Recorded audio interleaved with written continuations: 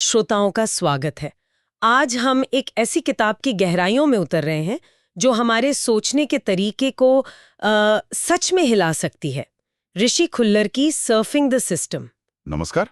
हाँ, ये किताब वाकई सोचने पर मजबूर करती है। बिल्कुल, ये किताब ना सीधी टक्कर लेती है हमारी उन आम धारणाओं से जो सफलता, सच्चाई और नियंत्रण के बारे में हमने बना रखी हैं।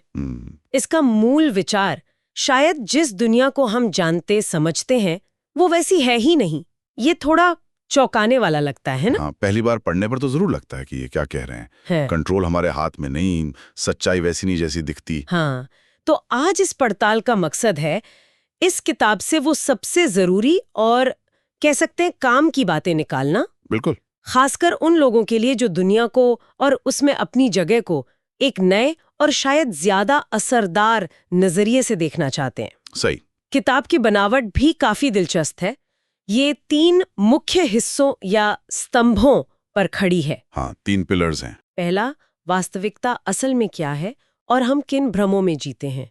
दूसरा, इंसान होने के नाते हमारी फितरत और सीमाएं क्या हैं। और तीसरा, इन सब को समझते हुए हम बेहतर सिस्टम कैसे बना सकते हैं जो वाकई काम करें। तो चलिए एक एक करके इन परतों को खोलते हैं। क्या कहते हैं? जरूर, शुरू करते हैं। शुरुआत करते हैं पहले स्तंभ से। ये कहता है कि दुनिया की हमारी जो समझ है वो अक्सर भ्रमों पर टिकी होती है।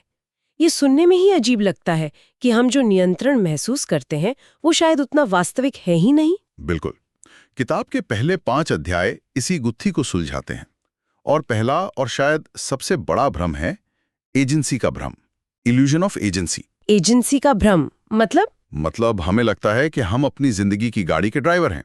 स्टीयरिंग व्हील हमारे हाथ में है, सब कुछ हमारे कंट्रोल में है। हाँ, यही तो मानते हैं हम सब। लेकिन खुल्लर तर्क देते हैं कि हम जितना सोचते हैं उससे कहीं ज्यादा हम पर सिस्टम, माहौल और बाहरी ताकतों का असर होता है। अच्छा।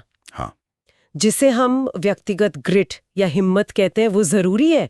मैं ये नहीं कह रही कि नहीं है, लेकिन उससे भी ज्यादा जरूरी सिस्टम में पहले से मौजूद रास्तों या चैनलों को पहचानना और उनका इस्तेमाल करना। मतलब सिस्टम के साथ चलना। एग्जैक्टली। ये वैसा है जैसे नदी के बहाव को समझने वाला तैराक कम मेहनत में ज्यादा दूर जा सकता है। जो बहाव के खिलाफ जाएगा वो थक जाएगा। मतलब मेहनत ही सब कुछ है वाली बात, वो पूरी तरह सच नहीं। ये तो काफी लोगों के लिए पचाना मुश्किल होगा। मुश्किल इसलिए लगता है क्योंकि हमें सिखाया ही यही गया है बचपन से। किताब ये नहीं कहती कि मेहनत बेकार है, बिल्कुल नहीं। अच्छा। बल्कि ये कहती है कि मेहनत सही दिशा में सिस्टम की समझ के साथ होनी चाहिए। अकेले दम पर सिस्टम से लड़ना अक्सर ऊर्जा बर्बाद करना है।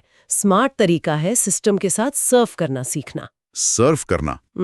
और यहीं से जुड़ता है दूसरा बड़ा भ्रम, सच्चाई का भ्रम, इल्यूजन ऑफ ट्रूथ। हाँ, ये वाला भी कमाल का है। ये विचार कि हमारी आंखें, हमारे कान हमें दुनिया की सच्ची तस्वीर दिखाते हैं। किताब कहती है शायद नहीं। देखिए, विकास के दौरान जिंदा रहने के लिए सच्चाई जानना उतना जरूरी नहीं था जितना माहौल के हिसाब से फिट होना, सर्वाइवल। फिट होना। अच्छा। तो हमारी इंद्रियां और दिमाग हमें सच्चाई का पूरा जटिल नक्शा नहीं दिखाते, बल्कि एक यूजर इंटरफेस जैसा कुछ दिखाते हैं। यूजर इंटरफेस जैसे कंप्यूटर का डेस्कटॉप। बिल्कुल सही पकड़ा। जैसे डेस्कटॉप के आइकन असल सॉफ्टवेयर की जटिलता छुपा लेते हैं और हमें बस काम करने लायक बटन दिखाते हैं। क्लिक करो, काम हो गया। हाँ हाँ। वैसे ही हमारी धारणाएं असलियत की जटिलता को छुपाकर हमें बस वो जानकारी देती हैं जो जीने और फैसले लेने के लिए जरूरी है। तो सटीकता, एक्यूरेसी से ज्यादा उपयोगिता, फिटनेस मायने रखती है। तो हम असलियत नहीं, बस एक काम चलाओ, जरूरत के हिसाब से काटा छाटा गया नक्शा देखते हैं। ये तो थोड़ी अजीब और शायद डरावनी बात लगती है। अजीब जरूर है, पर डरावनी नहीं, बल्कि कह सकते हैं बेहद कुशल है। सोचिए, अगर हमें हर पल दुनिया की सारी कच्ची जानकारी मिलती रहे, हर प्रकाश की किरण, हर ध्वनि तरंग, हर अणु, तो हम क्या करेंगे?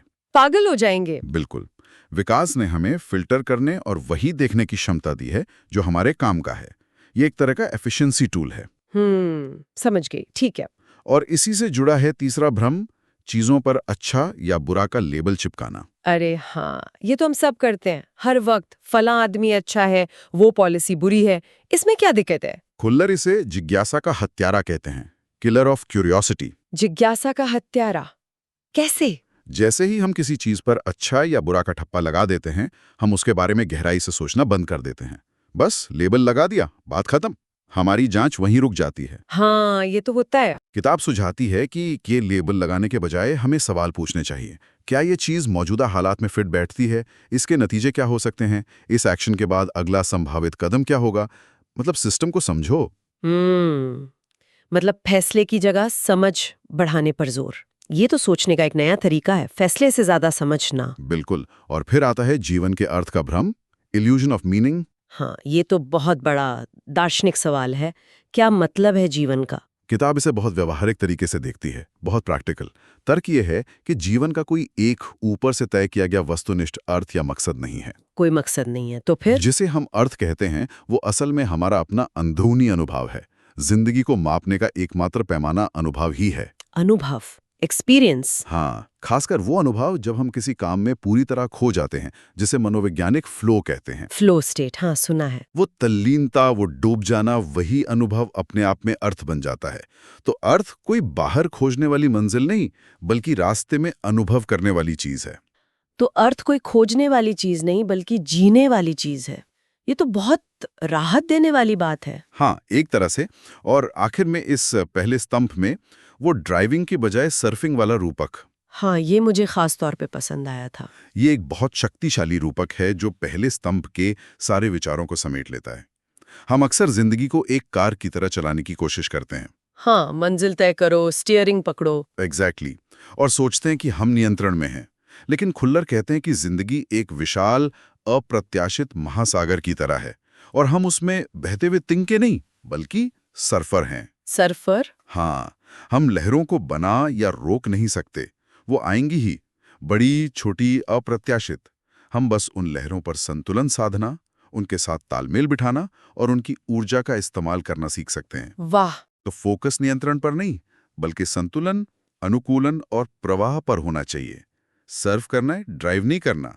यहाँ ये समझना क्यों जरूरी है, मतलब इन सब भ्रमों को जानने का फायदा क्या है? फायदा ये है, मेरे ख्याल से इन भ्रमों को पहचानना कि हमारा नियंत्रण सीमित है, हमारी सच्चाई फिल्टर की हुई है, हमारे लेबल अधूरे हैं, अर्थ अंदरूनी है और हम ड्राइवर नहीं सर्फर हैं, ये सब हमें वास्तविकता से ज्यादा असरदार ढंग से जुड़ने में मदद करता है। बिल्कुल सही। चाहे हम लीडर हों या कोई प्रोडक्ट बना रहे हों या बस अपनी रोजमर्रा की जिंदगी जी रहे हों, असलियत की ज्यादा व्यावहारिक समझ हमें बेहतर फैसले लेने और शायद कम निराशा महसूस करने में मदद कर सकती है। एग्जैक्टली। कम फ्रस्ट्रेशन, ज्यादा क्लैरिटी। अच्छा, तो अगर हमारी दुनिया की समझ ही कई भ्रमों का जाल है, तो सवाल उठता है ये भ्रम आते कहाँ से हैं? किताब का तर्क है कि इसकी जड़ें हमारी अपनी बनावट में है, हमारी जैविक और मनोवैज्ञानिक सीमाओं में। बिल्कुल। जिन्हें समझना अगला जरूरी कदम है और ये हमें दूसरे स्तंभ पर ले आता है, मानव स्वभाव और उसकी सीमाएं। यहाँ कुछ बहुत ही चौंकाने वाली बातें, मुझे तो पढ़कर मजा आ गया था। हाँ, दूसरा स्तंभ अध्याय 6-12 इसी पर केंद्रित है कि इंसान होने के नाते हमारी मशीनरी कैसे काम करती है और उसकी सीमाएं क्या हैं। और पहली ही बात दिमाग घुमा देने वाली है। भावना सोच का कारण बनती है। Emotion causes thought? क्या? उल्टा नहीं, हम सोचते हैं फिर महसूस करते हैं। हम आमतौर पर यही मानते हैं कि हम पहले तर्क से सोचते हैं, चीजों को तौलते हैं और फिर उसके आधार पर महसूस करते हैं, खुद को रैशनल मानते हैं। बिल्कुल, हम खुद को तर्क संगत जीव मानते हैं, लॉजिकल। किताब कहती है ये सोच कि हम पहले तर्क करते हैं और फिर महसूस करते हैं, शायद सबसे बड़ा धोखा है। अरे, न्यूरोसाइंस के हवाले से खुल्लर बताते हैं कि असल में होता इसका उल्टा है। हमारे अंदर भावनाएं पहले उठती हैं, डर, खुशी, गुस्सा, आकर्षण, और फिर हमारा दिमाग उन भावनाओं को सही ठहराने के लिए तर्क या कहानियां गढ़ता है। मतलब पहले फीलिंग फिर लॉजिक। हाँ, हमारा चेतन मन अक्सर हमारे भावनात्मक अचेतन मन का वकील या प्रेस सेक्रेटरी जैसा होता है। उसका काम है बॉस, भावना के फैसले को डिफेंड करना। तो ड्राइवर सीट पर भावनाएं हैं, तर्क अक्सर पीछे बैठकर रास्ता बताता है या बहाने बनाता है। बाप रे, मतलब हमारे ज्यादातर फैसले जज्बाती होते हैं और हम बस उन्हें लॉजिकल दिखाने की कोशिश करते हैं। ये तो मार्केटिंग, लीडरशिप, यहाँ तक कि निजी रिश्तों के लिए भी बहुत बहुत बड़ी बात है। बहुत बड़ी। और इसी से जुड़ा है दूसरा विचार कि हम आधुनिक दुनिया के लिए कुअनुकूलित हैं, मैल अडेप्टेड। कुअनुकूलित मतलब? फिट नहीं है। हाँ, एक तरह से। देखिए, हमारा दिमाग और शरीर लाखों साल में पाषाण युग के माहौल के लिए विकसित हुए। Stone age. हाँ। उस माहौल के खतरे शारीरिक होते थे, जैसे कोई जंगली जानवर आ गया, और तात्कालिक होते थे। खतरा आया, निपटे, खत्म। हमारा लड़ो या भागो, फाइट और फ्लाइट वाला सिस्टम उन्हीं खतरों से निपटने के लिए बना था। लेकिन आज की दुनिया तो बिल्कुल अलग है। खतरे अक्सर मनोवैज्ञानिक होते हैं। ऑफिस की डेडलाइन का तनाव, सोशल मीडिया पर दूसरों से तुलना, भविष्य की चिंता, ये सब। बिल्कुल। और हमारा पाषाण युग का दिमाग इस नई, जटिल, तेज रफ्तार, हमेशा ऑन रहने वाली डिजिटल दुनिया के लिए पूरी तरह से तैयार नहीं है। तो क्या होता है? नतीजा, हमारा वो पुराना खतरे का सिस्टम लगभग हमेशा चालू रहता है। हल्के स्तर पर ही सही, पर चालू रहता है। ओह, यही आजकल के व्यापक तनाव, चिंता, डिप्रेशन और यहाँ तक कि कई शारीरिक बीमारियों जैसे दिल की बीमारी, डायबिटीज, ऑटो इम्यून समस्याओं का एक बड़ा कारण है। हम लगातार एक धीमी आंच वाले आपातकाल में जी रहे हैं, क्रॉनिक स्ट्रेस। अच्छा, तो हमारा हार्डवेयर दिमाग आज के सॉफ्टवेयर आधुनिक जीवन के लिए अपडेटेड नहीं है। क्या बात है। इसी वजह से इतना स्ट्रेस, और इसी से जुड़ा है मल्टीटास्किंग का मुद्दा, जिसे हम अक्सर प्रोडक्टिविटी का पैमाना मानते हैं। हाँ, और किताब इसे एक खतरनाक मिथक कहती है। मिथक? लेकिन सब कहते हैं मल्टीटास्किंग अच्छी है। जिसे हम मल्टीटास्किंग कहते हैं, एक साथ कई चीजों पर ध्यान देना, वो असल में हमारे दिमाग के लिए स्वाभाविक नहीं है। ये लगातार हमारे ध्यान को भटकाता है और उसी खतरे की प्रतिक्रिया या क्रॉनिक स्ट्रेस को बढ़ाता है। ये प्रोडक्टिविटी बढ़ाने के बजाय हमारी फोकस करने की क्षमता, हमारी गहराई से सोचने की क्षमता और हमारे मानसिक स्वास्थ्य को नष्ट करता है। हे भगवान! जिसे हम ऑफिस में हीरोपंती समझते थे, वो असल में अपनी सेहत बिगाड़ने का तरीका है। तो फोकस इतना जरूरी है? किताब के अनुसार फोकस सिर्फ जरूरी नहीं, अनिवार्य है, मैंडेटरी। ये कोई विलासिता नहीं, बल्कि हमारी जैविक जरूरत है। जैसे शरीर को आराम चाहिए, वैसे दिमाग को एक समय में एक चीज पर टिकने का मौका चाहिए। यही गहरी सोच, रचनात्मकता और मानसिक शांति का आधार है। Single tasking is the key. और इसी ऊर्जा और फोकस के प्रबंधन से जुड़ा है अगला विचार, योजनाओं की बजाय ऊर्जा का प्रबंधन करें। Manage energy, not plans. बिल्कुल। वाह, ये खासकर स्टार्टअप्स और लीडर्स के लिए तो बिल्कुल नया नजरिया है। हम तो हमेशा बिजनेस प्लान, रोड मैप और माइलस्टोन्स की बातें करते हैं। खुल्लर कहते हैं कि स्टार्टअप्स या कोई भी नया इनिशिएटिव विस्तृत, जटिल योजनाओं पर नहीं चलते। वो चलते हैं टीम की सामूहिक ऊर्जा, उसके मेटाबॉलिज्म पर। टीम की ऊर्जा पर? हाँ। असली दुर्लभ संसाधन समय या पैसा भी नहीं, बल्कि टीम की मानसिक और भावनात्मक ऊर्जा है। इसलिए एक लीडर का सबसे महत्वपूर्ण काम शायद योजनाओं का माइक्रो मैनेजमेंट करना नहीं, बल्कि टीम की ऊर्जा को बनाना, उसे बचाए रखना और उसे सही दिशा में लगाना है। जब ऊर्जा का स्तर ऊंचा होता है तो रास्ते और समाधान अक्सर खुद ब खुद निकल आते हैं। लोग ज्यादा क्रिएटिव होते हैं, ज्यादा प्रॉब्लम सॉल्विंग करते हैं। ये तो लीडरशिप की पूरी परिभाषा ही बदल देता है। प्लान मैनेजर से एनर्जी मैनेजर, कमाल है। और ये अगला पॉइंट कि आप खुद को दूसरों पर प्रोजेक्ट करते हैं, इसका क्या मतलब है? You project yourself on to others. ये एक गहरी मनोवैज्ञानिक सच्चाई है। हम दुनिया को वैसे नहीं देखते जैसी वो है, बल्कि वैसे देखते हैं जैसे हम खुद हैं। अच्छा। हमारे अंदर जो चल रहा होता है, हमारी उम्मीदें, हमारे डर, हमारे पूर्वाग्रह, हम अनजाने में वही दूसरों पर थोप देते हैं। लोग अक्सर हमारी अपनी आंतरिक स्थिति का आईना बन जाते हैं, मिरर। उदाहरण? मान लीजिए आप किसी मीटिंग में जा रहे हैं और अंदर से बहुत गुस्से में या डरे हुए हैं, तो आपको लगेगा कि बाकी लोग भी आपको जज कर रहे हैं या आपके खिलाफ हैं, भले ही ऐसा न हो। हाँ, होता है ऐसा।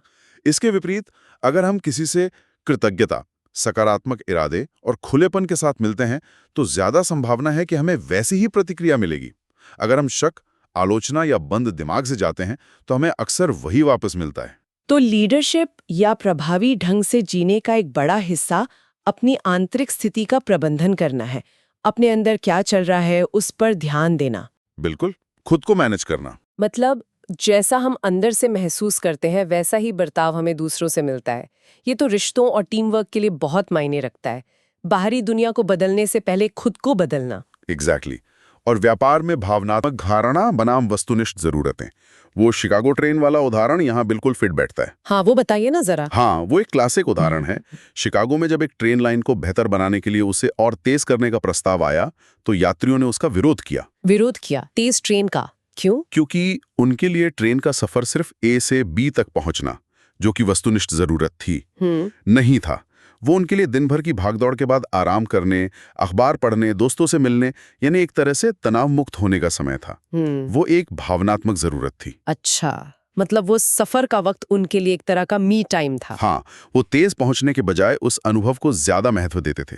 उन्हें स्पीड नहीं, सुकून चाहिए था। अरे वाह, मतलब ग्राहक हमेशा तार्किक रूप से बेहतर चीज नहीं चुनते, बल्कि वो चुनते हैं जो उन्हें भावनात्मक रूप से सही लगता है या उनकी किसी गहरी जरूरत को पूरा करता है। ये तो मार्केटिंग और प्रोडक्ट डिजाइन के लिए कितना बड़ा सबक है। बिल्कुल। व्यापार अक्सर भावनात्मक अनुगुंज या कनेक्शन पर चलता है, सिर्फ तार्किक विशेषताओं पर नहीं। वैल्यू जिसे हम कहते हैं, वो अक्सर महसूस की जाती है, सिर्फ गिनी या मापी नहीं जाती। वैल्यू महसूस की जाती है। और अंत में इस स्तंभ का आखिरी विचार, संस्कृति एक ह्यूरिस्टिक समाधान के रूप में, कल्चर एज ए ह्यूरिस्टिक, यानी एक तरह का शॉर्टकट या अंगूठा नियम, थंब रूल। हाँ, इसे ऐसे समझे, किसी भी संगठन या समूह की संस्कृति अच्छी या बुरी नहीं होती, अपने आप में नहीं होती। हम तो कहते हैं अच्छी कल्चर, बुरी कल्चर। वो उस खास समूह के लिए, उसके विकास के उस खास चरण में और उसके बाहरी माहौल के संदर्भ में बार बार आने वाली समस्याओं को हल करने का एक विकसित, आजमाया हुआ शॉर्टकट तरीका, ह्यूरिस्टिक सॉल्यूशन बन जाती है। ये वो अनलिखे नियम होते हैं कि यहाँ चीजें ऐसे की जाती हैं। अच्छा, तो ये एक तरह का प्रॉब्लम सॉल्विंग टूल है जो समय के साथ विकसित होता है। एग्जैक्टली। इसलिए कोई सर्वोत्तम अभ्यास या बेस्ट प्रैक्टिसेस नहीं होते जो हर जगह हर समय काम करे।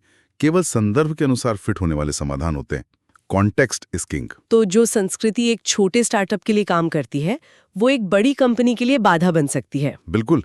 या जो एक देश में काम करता है वो दूसरे में नहीं। तो संस्कृति कोई अच्छी या बुरी चीज नहीं, बस उस माहौल का एक तरह का जुगाड़ है। कोई बेस्ट प्रैक्टिस नहीं, बस फिट। ये तो स्थापित प्रबंधन सोच को बहुत चुनौती देता है। इसका मतलब ये हुआ कि हमें ऐसे सिस्टम और प्रक्रियाएं बनानी होंगी जो हमारी मानवीय प्रकृति, हमारी भावनाओं, हमारी सीमाओं, हमारी ऊर्जा के उतार चढ़ाव के साथ काम करें, न कि उनके खिलाफ लड़ने की कोशिश करें। बिल्कुल। हमें अपनी बायोलॉजी को अनदेखा करने के बजाय उसे स्वीकार करना होगा और उसके साथ काम करना सीखना होगा। सही कहा।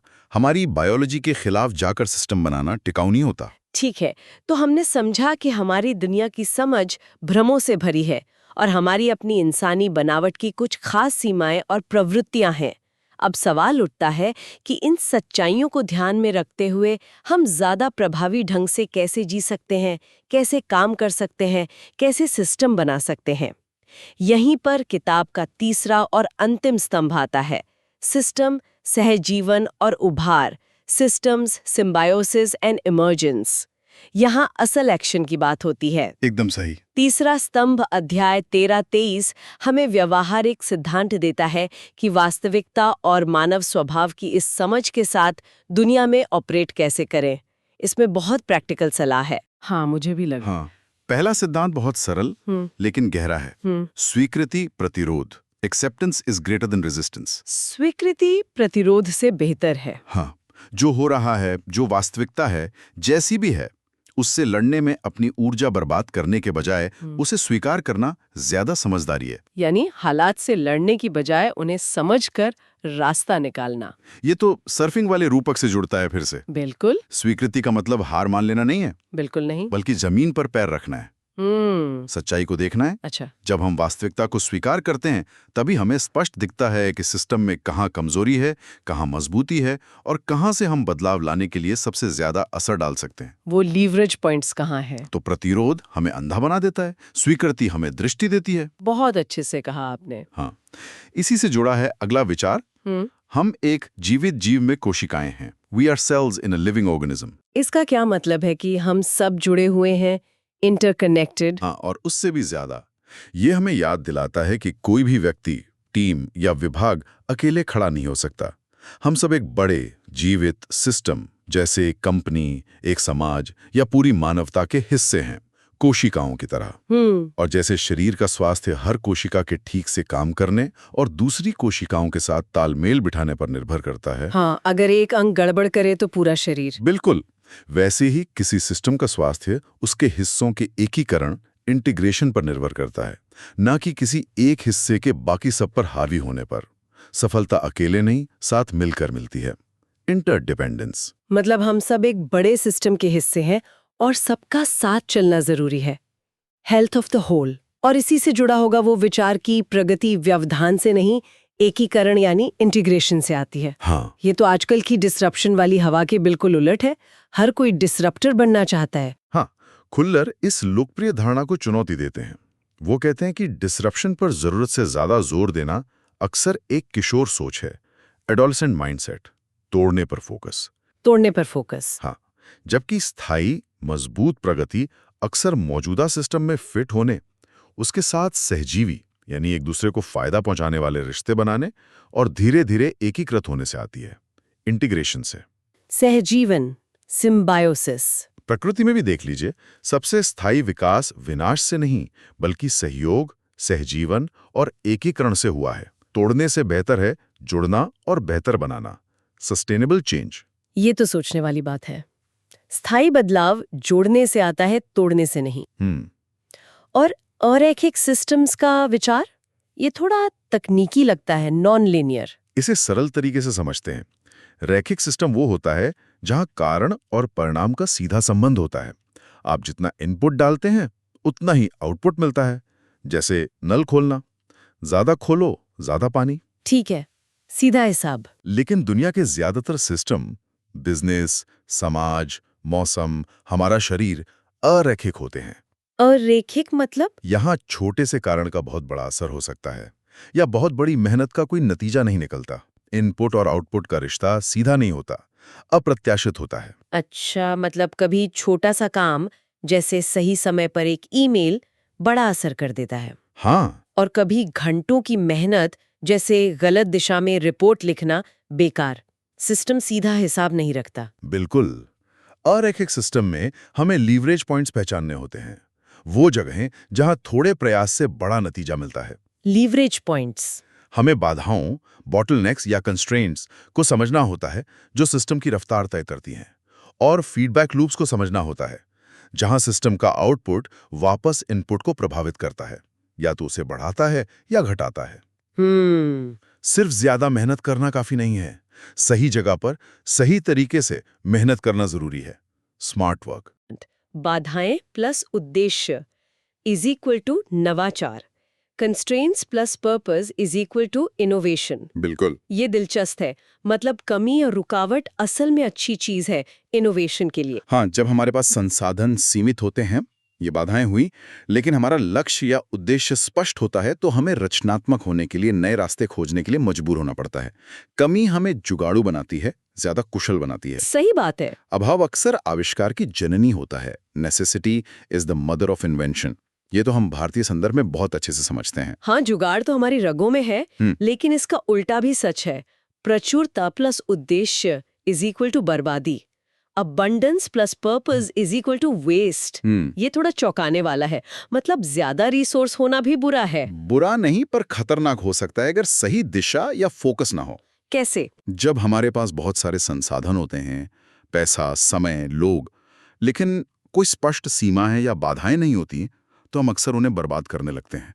फोकस बिखर जाता है, चीजें फैल जाती हैं, अनुशासन ढीला पड़ जाता है। हाँ, ये भी होता है। इसीलिए कभी-कभी सफल टीमों या कंपनियों को जानबूझकर कृत्रिम बाधाएं, आर्टिफिशियल कंस्ट्रेंट्स लगानी पड़ती हैं, जैसे बजट की सीमा तय करना, समय की डेडलाइन कड़ी रखना, ताकि ऊर्जा सही दिशा में लगी रहे और बर्बादी ना हो, फोकस बना रहे। जरूरत से ज्यादा आजादी भी नुकसानदेह हो सकती है।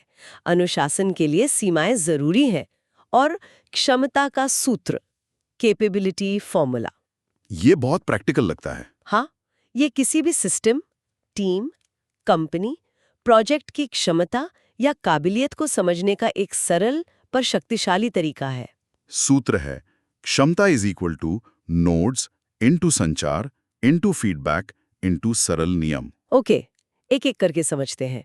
नोड्स ये सिस्टम के वो हिस्से हैं जो जानकारी या काम का आदान प्रदान करते हैं, जैसे लोग, टीम्स, टेक्नोलॉजी प्लेटफॉर्म, पार्टनर। जितने ज्यादा और बेहतर जुड़े हुए नोड्स, उतनी ज्यादा क्षमता। ठीक है, फिर संचार। इन नोड्स के बीच जानकारी कितनी तेजी से, कितनी स्पष्टता से और कितने प्रभावी ढंग से बहती है, flow of information. Okay, feedback. Feedback. System अपने नतीजों से कितनी जल्दी सीखता है और खुद को सुधारता है। फीडबैक लूप्स कितने मजबूत और तेज हैं। Learning capacity. और सरल नियम? सरल नियम। क्या सिस्टम को चलाने वाले नियम सरल, स्पष्ट और समझने में आसान हैं? जटिल नियम सिस्टम को धीमा और नाजुक बना देते हैं। सिंपल रूल से कॉम्प्लेक्स बिहेवियर उभर सकता है। तो एक लीडर का काम इन चारों चीजों को लगातार बेहतर बनाना है। नोड्स, संचार, फीडबैक, सरल नियम। बिल्कुल। सिस्टम की कैपेबिलिटी इसी से बढ़ती है। ये तो किसी भी टीम या प्रोजेक्ट की ताकत बढ़ाने का सीधा फॉर्मूला लगता है। याद रखने लायक है। और वितरण का नियम, द डिस्ट्रीब्यूशन लॉ, के सर्वश्रेष्ठ उत्पाद हमेशा नहीं जीतते। नहीं, सर्वश्रेष्ठ वितरित उत्पाद जीतते हैं। Best distributed product wins. मतलब? आपका प्रोडक्ट या आइडिया कितना भी क्रांतिकारी क्यों ना हो, अगर वो सही लोगों तक सही तरीके से सही समय पर पहुंचता ही नहीं तो वो बेकार है। हाँ, ये तो है। वितरण, डिस्ट्रीब्यूशन सिर्फ सेल्स या मार्केटिंग का काम नहीं है। ये प्रोडक्ट या आइडिया का एक अभिन्न अंग है। हाँ, कोर फीचर है। ही इसे तो। शुरुआत से ही डिजाइन का हिस्सा बनाना जरूरी है। बहुत वही सब ही। कुछ है, रीच इज की। मतलब प्रोडक्ट कितना भी शानदार हो, अगर लोगों तक पहुंचे ही नहीं तो जीरो। वितरण भी प्रोडक्ट का हिस्सा है। ये भी एक जरूरी सबक है, खासकर बनाने वालों के लिए। हाँ, बहुत जरूरी। और शक्ति कानून और फ्लाईव्हील, ये शब्द आजकल बहुत सुनने में आते हैं स्टार्टअप वर्ल्ड में। हाँ, क्या है ये? ये भी अरेखिकता से जुड़े हैं। शक्ति कानून का मतलब है कि किसी भी सिस्टम में अक्सर नतीजे बहुत असमान रूप से बटे होते हैं। Uneven distribution. जैसे शायद आपकी 80% बिक्री सिर्फ 20% ग्राहकों से आती हो, या 80% ट्रैफिक सिर्फ 20% कंटेंट से। 80-20 रूल इसी का एक उदाहरण है। अच्छा, पैरेटो प्रिंसिपल। हाँ, मतलब कुछ गिनी चुनी चीजें, जैसे कुछ ग्राहक, कुछ प्रोडक्ट, कुछ मार्केटिंग चैनल, ज्यादातर नतीजों के लिए जिम्मेदार होती हैं।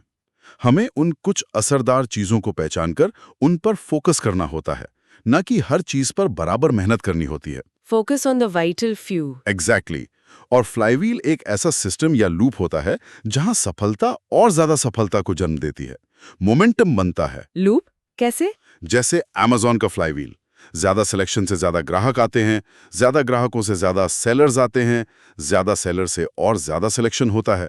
ये लूप खुद ब खुद घूमता जाता है और तेज होता जाता है। अच्छा, एक चीज दूसरी को धक्का देती है। हाँ, हर चक्कर पिछले चक्कर को और ताकत देता है, जिससे विकास तेजी से चक्रवर्ती रूप से होता है। हमें ऐसे आत्मनिर्भर, खुद ब खुद चलने वाले लूप्स डिजाइन करने पर ध्यान देना चाहिए। यानी सारी कोशिशें बराबर नतीजा नहीं देती।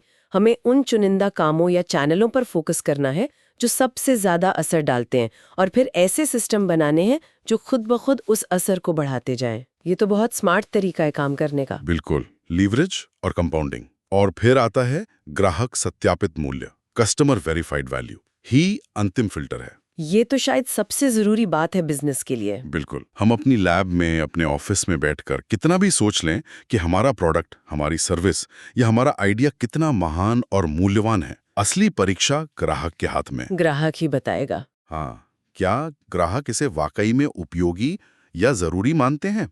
क्या वो इसका इस्तेमाल करते हैं? क्या वो इसके लिए पैसे देने या अपना समय देने को तैयार हैं? क्या वो इसे दूसरों को सुझाते हैं? केवल वही मूल्य मायने रखता है जिसे ग्राहक सत्यापित करे, जिसे वो महसूस करे और जिसके लिए वो वोट दे, अपने समय से, पैसे से या ध्यान से। बाकी सब हमारी अपनी कल्पना है, हमारा अपना अनुमान। हाँ, बाकी सब सिर्फ हाइपोथेसिस है जब तक ग्राहक उसे वैलिडेट ना कर दे। तो असली बॉस तो ग्राहक ही है। हम अंदर कुछ भी सोचे, चलेगा वही जो ग्राहक को जमेगा। और अंततः इन सब के बाद, इतनी सारी बातें समझने के बाद, सफलता का एकमात्र वास्तविक माप क्या है? What is the real measure of success? किताब एक बहुत ही मानवीय और शायद सबसे महत्वपूर्ण निष्कर्ष पर पहुंचती है। मेरे हिसाब से ये क्लाइमैक्स है किताब का। बताइए। वो तर्क देती है कि सफलता का असली पैमाना पैसा कमाना, मशहूर होना या ताकत हासिल करना नहीं है। ये सब साइड इफेक्ट्स हो सकते हैं, पर गोल नहीं। तो फिर क्या है? बल्कि सफलता का एकमात्र सच्चा माप है पीड़ा में कमी लाना, रिडक्शन इन सफरिंग। पीड़ा में कमी? किसकी पीड़ा? ये कमी अपने अंदर की हो सकती है, अपनी चिंता, अपना डर कम करना, अपने परिवार की पीड़ा कम करना, अपनी टीम के लोगों की मुश्किलें आसान करना, अपने समाज की तकलीफें दूर करना, या अंततः सभी संवेदनशील प्राणियों, ऑल सेंशिएंट बीइंग्स की पीड़ा में कमी लाना। वाह। यही सबसे सार्थक लक्ष्य है जिसके लिए हम प्रयास कर सकते हैं। This is the ultimate goal. पैसा या शोहरत नहीं, बल्कि दुख कम करना, ये वाकई सफलता का एक अलग ही मतलब देता है। बहुत गहरा विचार है। तो अगर हम इस पूरी लंबी और गहरी चर्चा को समेटें, ये किताब हमें क्या सिखाती है? मेरे लिए तो ये एक पूरा पैराडाइम शिफ्ट है, सोचने का तरीका बदलने वाली बात। ये हमें कहती है कि अपने बनाए भ्रमों से बाहर निकलो, देखो कि दुनिया असल में कैसे काम करती है। हाँ, इल्यूजन्स को पहचानो, अपनी इंसानी सीमाओं को समझो और स्वीकार करो।